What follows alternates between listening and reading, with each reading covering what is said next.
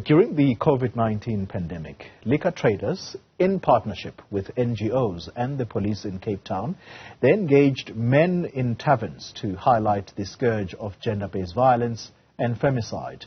The dialogue also serving as a platform to interrogate and better understand the role that alcohol plays in gender-based violence-related crimes. Nasiphi has been out and about in the area of Gugulethu this morning, trying to assess the situation, particularly given the focus here on Newzroom Afrika, Nasiphi, that we have chosen to take today to look at what is the motivating factor around the killings that occur in taverns. What are you told on the streets of Gugulethu? Well, moving from Gugulethu, having spoken to a tavern owner there, citing that they also have their own dialogues in the taverns to try and understand what leads to men becoming violent and abusing women in taverns or when they are consuming alcohol. And basically saying that the reasons that they receive is just anger or not having an outlet to express themselves. However, also saying that they are working with neighborhood watchers and police in that community insofar as, affecting citizens' arrest when someone in their establishment does commit an act or rather abuses women in their establishments. However, we are now in Philippi, where we are going to be speaking to Luvuyo Zahela from the SESV Foundation. Sir, thank you so much for your time. You also take, or rather this organization, a foundation, takes tavern dialogues and spreads it throughout the Cape Flats communities. Talk to us the reason why it's so important to speak to men and women in these settings. Yeah, thank you, Nasime. I think it's very much important to engage with men right in the taverns and ship-ins, where most of the time they would be involved in some way of negative things, but to try and influence their thinking whilst they are enjoying their drinks and with their friends and so on.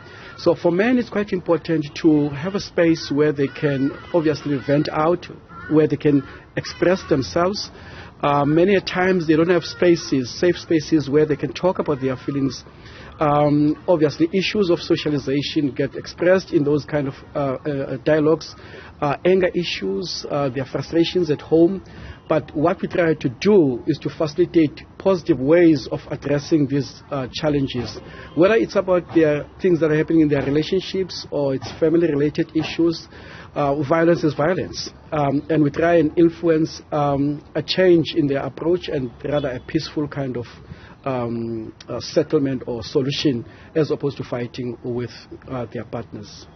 What are some of the reasons that they give you outside of the one that you just gave now, which is not having an outlet to express or vent?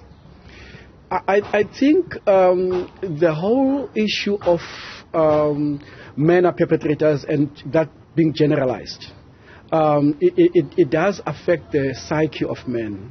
We are actually creating monsters ourselves, the way we as society address things.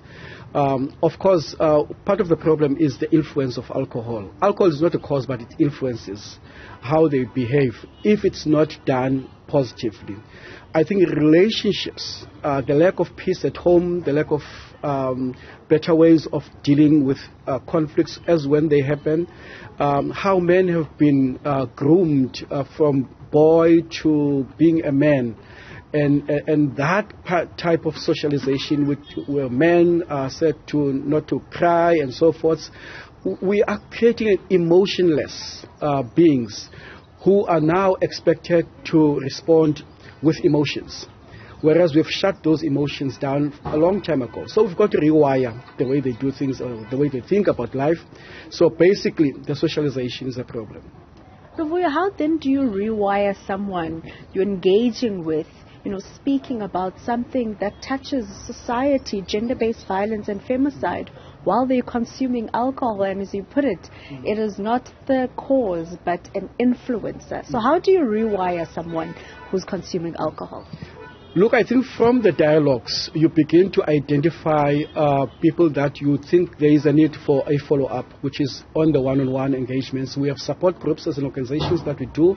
So we invite those men to attend those support groups where we talk more about issues of self-awareness, appreciation, choices, all those kind of things that would assist their thinking into a more positive thinking, to try and change this whole negative masculinity thing into a more productive and positive way, and how they engage with the other genders.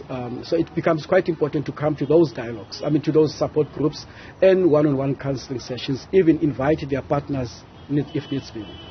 So the role that tavern owners can play in this tavern dialogues and, taking it a step further when you guys are not there, what role do they play? Just quickly for us. I think they trans on an ongoing basis about the issues, the effects and the consequences of GBV.